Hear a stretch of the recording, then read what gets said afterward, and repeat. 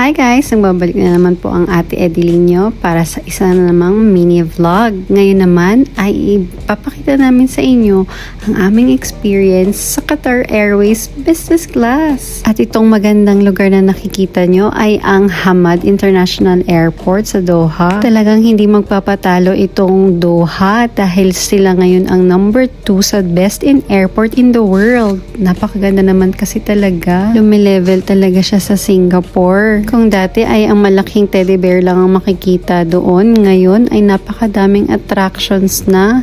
Tara, simulan na nating i-explore ang business class ng Qatar Airways. While waiting for takeoff, ito ang mga marireceive nyo. May amenity kit at napansin ko na mayroon nga silang campaign for autism awareness.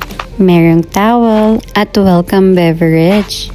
At in-explore na nga din ng ate nyo kung anong meron sa seat. These are all about in-flight entertainment.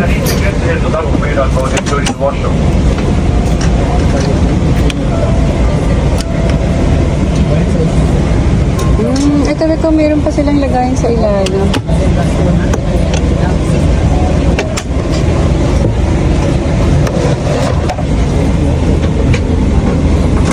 Dito naman ay nabigyan na kami ng pajama with sleepers.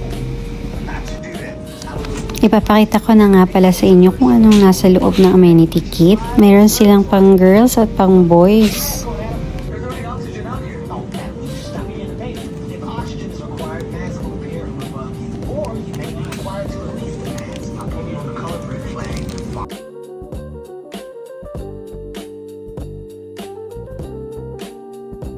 Nasa gilid nga pala ang kanilang headset at water.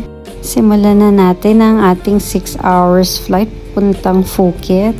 Meron silang dalawang service dito, breakfast and lunch. At sinimulan ko na nga mag-breakfast at ang asawa ko naman ay lunch na kasi matutulog na lang daw siya the whole flight. Alam nyo guys, nung nagtrabaho ako sa aviation, saka ko lang nalaman na ang appetizer pala for breakfast fruits. Kasi sanay ako na ginagawa itong dessert.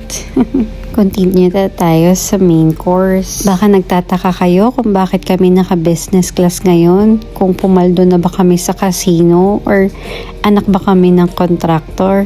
Mali ang mga iniisip nyo. Isa kasi ito sa benefits ng aking trabaho na makabili ng murang ticket.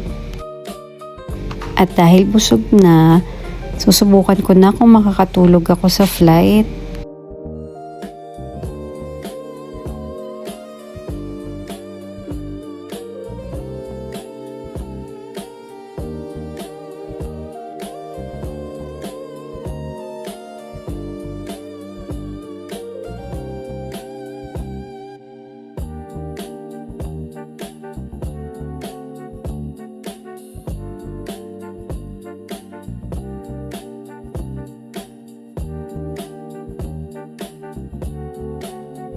Medyo nahirapan akong makatulog. So, naglibot-libot na lang muna ako.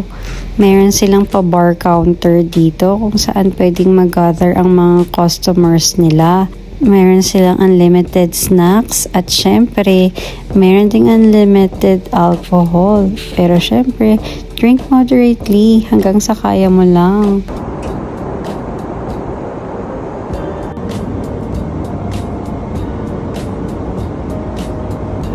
Nag-try ulit akong matulog pero hindi talaga kaya guys. So, kumain na lang ulit ako. Then, ito na, nag-lunch na ako. Hindi na nga rin ako nag-appetizer dito. Diretso na ng main course. Saving space para sa dessert. O, diba? Sobrang asikaso nga ng mga crew dito sa amin. Kahit nga itong asawa ko na tulog, sinisilip-silip pa para kung gising matanong kung ano ang gusto dahil napakahimbing ng tulog. Biglaan nga lang din ang trip na ito dahil nabigyan ng mahabang day off. Sorry na agad pero hindi ko na uubusin ito. Medyo nauumay na kasi ako. Ginawan ako ng special dessert ng crew dahil ang gusto ko lang ay ice cream. Though mayroon siyang cake, kinambay na lang niya yung dalawang ice cream. Before landing, may pa-chocolate at pa-candy pa sila. At dito na nga nagtatapos ang ating mini vlog sa aming experience sa business class ng Qatar Airways. Napakaganda ng aming experience. Uulitin!